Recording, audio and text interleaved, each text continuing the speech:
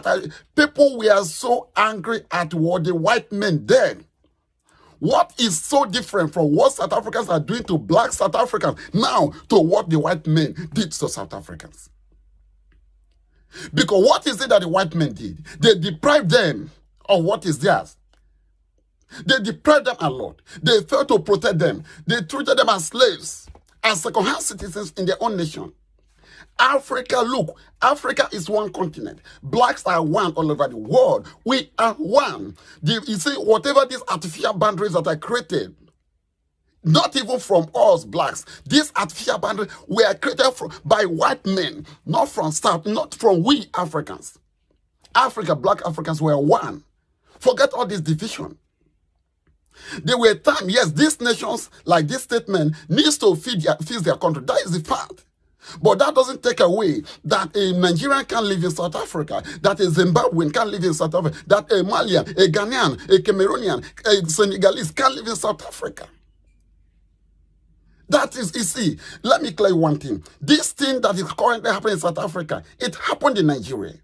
Am I lying? No. When Ghanaians did this to Nigeria, it was so painful, it was so bad.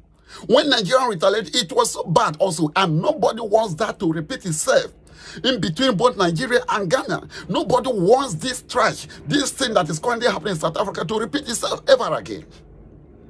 Yes, it is the responsibility of our leaders to repair our nations. But that will not grant another country, the F country, to be treating the citizens of that nation bad because their country is poor.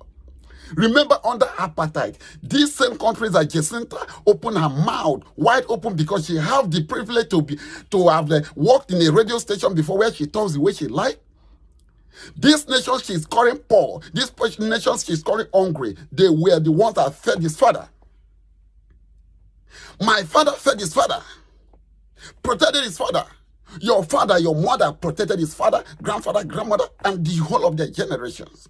They fought to make sure that this same South Africa, you see, this same country called South Africa, your father, my father, our leaders, these same world nations that they are chasing away their citizens, fought for their independence. Imagine if these countries didn't fight for South Africa. Imagine what Jacinta would have been. Jacinta would have still been living under apartheid till this moment that we are talking.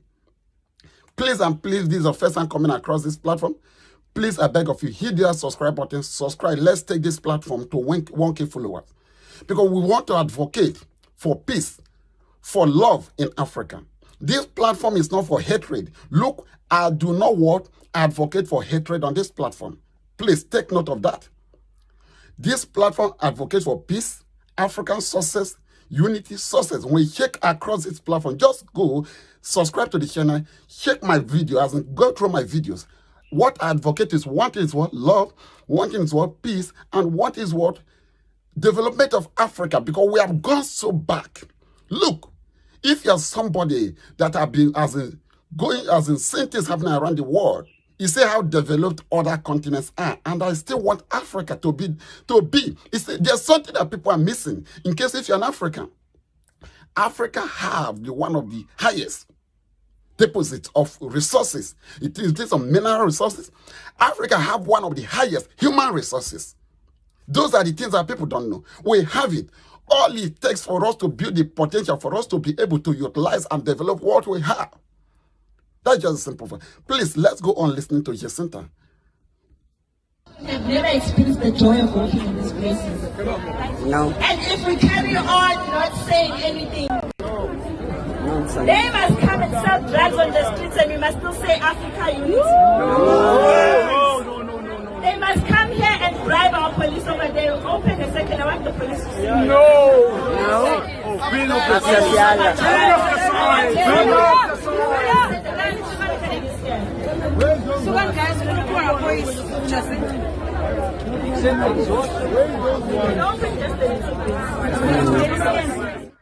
And you see the action of this march to march.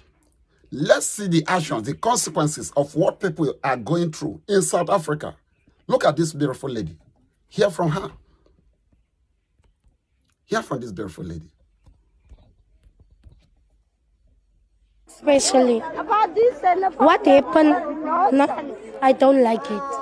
You don't like this And then marches? after, no, I don't like it. Why? And then after that, Why don't you like the marches? the people must go. And then after that, we have children from the foreigners. And then after that, the foreigners must go. Who's going to support the child? I can't support the child alone. So the foreigners must go. So it's better. Take the foreigners, take the child with the foreigner, with him. Not right. Now, I believe you can hear that statement. You want the Not foreigners to right, go. especially. What happened? No, I don't. Now, can you see this lady? This is a South African. Can you see this beautiful lady? This is not all. There are some other contents. You want foreigners to go. They have children. This lady have children for foreigners. Most of these foreigners have business investments in South Africa. They employ South African citizens. And you want them all to disappear? Just because you feel that they're taking away your jobs? Let's start from number one. You see, this match to match, tell me on my comment section, drop on my comment section, whose job it is to protect the border of any country. That is the responsibility of the government. That is the responsibility of the Home Affairs Ministry of South Africa. If match to match actually want the peace, wants the prosperity, the success, wanted this issue of illegal immigration to stop in South Africa, what do? They take the match to Home Affairs Ministry, block it for a 4 months. Look, nothing happens here until you do your job. But instead, because what these people are doing, because you see, I noticed when I decided to go through this match to match, I decided to look through some of their leaders, some of the advocates, some of these people that are against foreigners in their nation.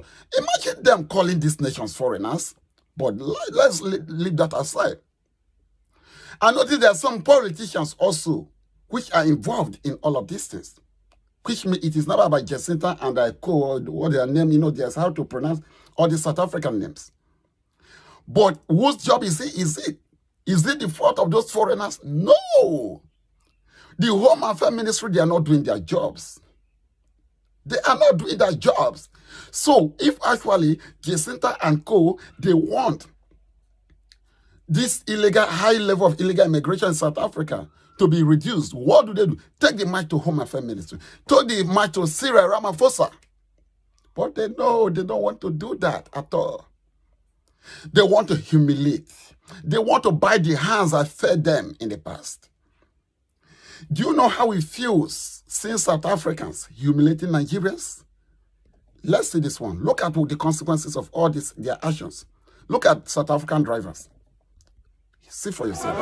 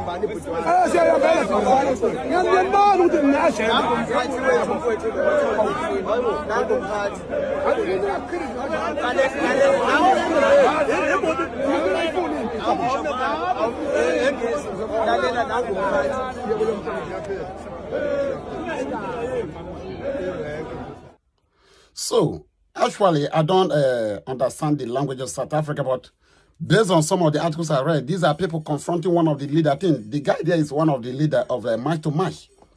You can sit down, confront to them. Some of the articles say, please, is it Ndibiza? Ndibiza, my comment section, who are those? Because some of the articles say that they are drivers, motor drivers in South Africa, accusing this this leader, this one of the leader, accusing them of what? Destroying their jobs. Because you see, these foreigners that they are abusing, these foreigners they are sending away, they are part of what? People creating jobs in South Africa. Please, that should be in the visa, right? If you are still on the live, please, on my comment section. These are car drivers right on my screen. So, look at the consequences of all these things. These people, because they did not calibrate, as in, think so properly, think very well about the consequences. You don't take a fight to the wrong person. Remember, look, let's be sincere, I do not hate South Africa. I do not hate South Africa. So that somebody will say, no, this person, no. But we all know that these are what government that have failed. What do? You take this protest to government house. Minister of Foreign Affairs, Interior, where them, those are the people that you take this fight to. Your immigration officers, office, this is where, okay, let me see what, okay. Yeah. And the visa, it's, okay, this is what Ndibiza said on the comment section. Yes, it is the government and our people elected. Okay, and our people elected the government. Now, it is now doing its job. Okay, sorry, government and our people. Okay, say it is the government, it is our people. What are you trying to say? Please, the handwriting is okay. Let me try to view it. Yes, it is the government. And our people elected the government. Now, it is not doing its job. This is what this guy, this Ndibiza on my comment section, said it is the job of the government, not the foreigners. You see, what Jacinta and the co, what is the name of the other man? Please can drop it on my comment section because you see this South African name, how to pronounce them is so tough. Finishing what is he wrote here, it is the job of what? The government. And they are not doing their job. We as a citizen have what? Democratic right to march peacefully. Not intimidating the foreigners. Look, let me tell you, there's something that people are forgetting in this case.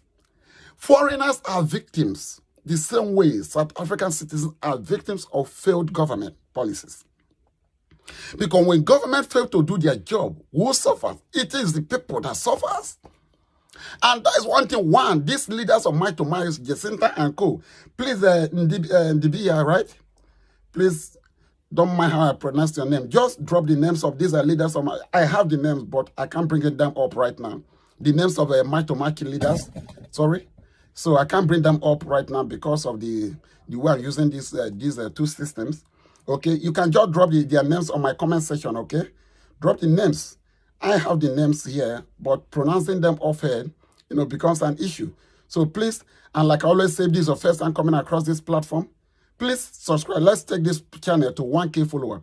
Look, on this platform, we advocate for peace and we run perfect analysis relating to Africa as a whole, Middle East, Europe, and America, and also about Asia. So right now, this is about the world, South Africa. Now, the question, when you see the thumbnail, what is the question? Why Nigerians? Because people are wondering, why did I ask that question on my screen? And please, also on my comment section, you can also drop based on that question. Why Nigerians? Let me tell you, Nigeria and South Africa have one of the best relations from beginning. Yes, Nigerian government have failed us. That's just a simple fact. They have failed us woefully. But before that, before going to this issue of Nigeria, how our government have failed us, I need to treat this issue of South Africa completely. Because people need to understand. And these are what drivers. You can see the consequences. Like the young man, that should be a man or woman that wrote on my comment section, it is a responsibility of the government to address this issue. And the march is supposed to be directed to South African government, especially Syria. There's something about Cyril Ramaphosa. People have been wondering, why is President Cyril Ramaphosa not talking? Why will he talk when he's under pressure of impeachment? Some people do not understand what is happening in South Africa. President Cyril Ramaphosa Palapala farm scandal. People might be saying, why is this man not speaking? Why is President Cyril Ramaphosa not taking action? He can't do anything. Because you see, President Cyril Ramaphosa have a coalition government. And he is afraid of losing power because he knows once he loses power, he's going to jail.